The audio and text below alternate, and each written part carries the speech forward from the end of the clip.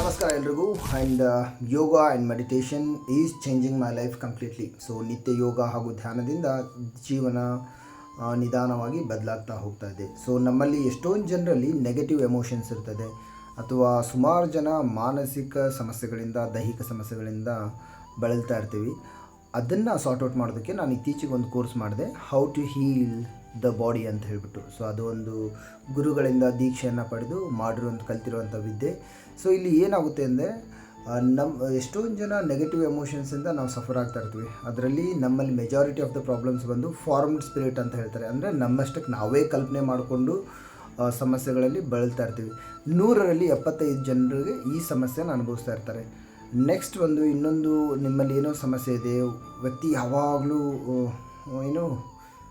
ಗರ ಬಡ್ದವ್ರ ಥರ ಕೂತ್ಕೊಂಡಿರ್ತಾರೆ, ಅಥವಾ ಏನು ಕೆಲಸ ಮಾಡೋಕ್ಕೆ ಸಾಧ್ಯ ಆಗ್ತಾರಲ್ಲ, ಜೀವನದಲ್ಲಿ ನನ್ನ ಜೀವನನೇ ಮುಗಿತಪ್ಪ ಅಂತೇಳ್ಬಿಟ್ಟು ಯಾವಾಗಲೂ ಚಿಂತೆ ಮಾಡಿಕೊಂಡು ಯಾವಾಗಲೂ ರೋಗಗ್ರಸ್ತರಾಗಿರ್ತಾರಲ್ಲ, ಅದು ಸರ್ಟೇನ್ ಎನರ್ಜೀಸ್ ಅಂತ ಹೇಳ್ತಾರೆ, ಲೈಕ್ ಎಂಟರ್ಡ್ ಸ್ಪಿರಿಟ್ ಅಂತ ಹೇಳ್ತಾರೆ. ಅದು 100ಕ್ಕೆ 15ರಿಂದ 20 ಜನರಿಗೆ ಮಾತ್ರ ಆ ನಿಜವಾದ ಸಮಸ್ಯೆ ಇರ್ತದೆ. ಮಿಕ್ಕಿದ್ದೆಲ್ಲ ನಮ್ಮಷ್ಟಕ್ಕೆ ನಾವೇ ಊಹೆ ಮಾಡಿಕೊಂಡು ಆಗಿರುವಂಥ ಸಮಸ್ಯೆಗಳು. ಸೊ ಕೊನೆಯದಾಗಿ ಇನ್ನೊಂದು ಬಂದು ಪ್ರಯೋಗ ಶಕ್ತಿಗಳು ಅಂತ ಹೇಳ್ತಾರೆ. ತುಂಬ ವೇರಿ ರೇರ್ಲಿ, ಇತ್ತೀಚೆಗೆ ಅಂತೂ ಕಡಿಮೆ ಆಗಿದೆ. 100ಕ್ಕೆ 5 ಜನರಿಂದ 10 ಜನರಷ್ಟು ಜನ ಈ ಪ್ರಯೋಗ ಶಕ್ತಿಗಳಿಂದ ಆಗಿರುವಂಥ ಸಮಸ್ಯೆಗಳಿಂದ ಬಳಲ್ತಾ ಇರ್ತಾರೆ.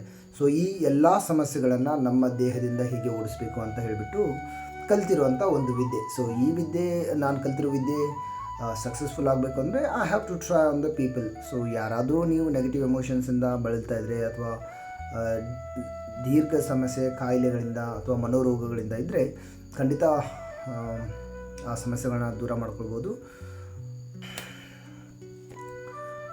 ಜನ ಕೇಳ್ತಾರೆ, ನೀನು ಸರ್ಕಾರಿ ನೌಕರಿಯಲ್ಲಿ ಇದ್ದುಕೊಂಡು ಯಾಕೆ ಅಷ್ಟೆಲ್ಲ ಓಡಾಡ್ತೀಯ, ಏನೇನೋ ಮಾಡ್ತಾ ಇರ್ತೀಯ ಹೊಸದು. ಬಟ್ ಏನೋ ನನ್ನಲ್ಲಿ ಒಂದು ಹುಚ್ಚು ಬೆಳೆದಿದೆ, ಏನೋ ಒಂದು ಸಾಧನೆ ಮಾಡಬೇಕು,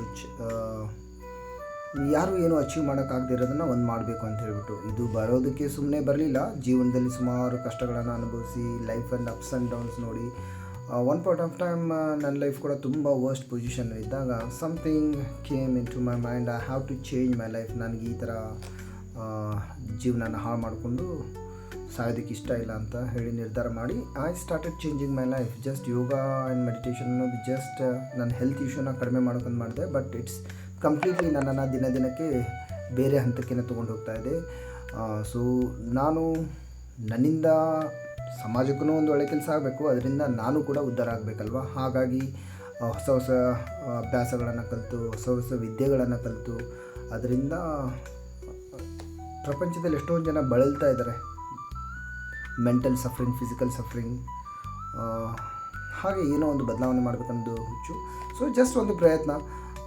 So if anybody is suffering deeply from a very long time with such a mental and physical issues, you can do contact me, text me. And ಹಾಗೆ ಈ ಮೆಸೇಜ್ ಇಷ್ಟ ಆದರೆ ಯೋಗಿ ಗದಗ್ ಯೂಟ್ಯೂಬ್ ಚಾನಲ್ನ ಸಬ್ಸ್ಕ್ರೈಬ್ ಮಾಡಿ. ನನಗೆ ಒಳ್ಳೆಯ ವಿಷಯಗಳನ್ನು ಸಮಾಜದಲ್ಲಿ ಹೇಳೋಕ್ಕೆ ಇನ್ನೂ ಹೆಚ್ಚು ಪ್ರೇರೇಪಣೆ ಸಿಕ್ಕಂಗಾಗುತ್ತೆ. ಸೊ ಭಗವಂತ ನಮ್ಮೆಲ್ಲರಿಗೂ ಒಳ್ಳೇದು ಮಾಡಲಿ. Thank you so much for watching this video, and please do subscribe.